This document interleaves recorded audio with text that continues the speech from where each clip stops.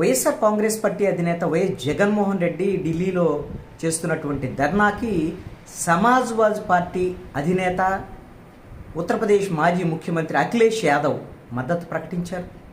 అఖిలేష్ యాదవ్కి ఆంధ్రప్రదేశ్లో జరుగుతున్నటువంటి దాడులు దాష్టికాలకు సంబంధించినటువంటి ఆ వీడియోలన్నింటినీ జగన్మోహన్ రెడ్డి చూపించడం అనేటువంటిది జరిగింది. అదేవిధంగా ఇండియన్ యూనియన్ ముస్లిం లీగ్ పార్టీ ఎంపీ వాహిద్ ఆయన కూడా తమ పార్టీ తరఫున వైఎస్ఆర్ కాంగ్రెస్ పార్టీ ఢిల్లీలో ధర్నాకు మద్దతు తెలియజేసినటువంటి పరిస్థితి ఉంది.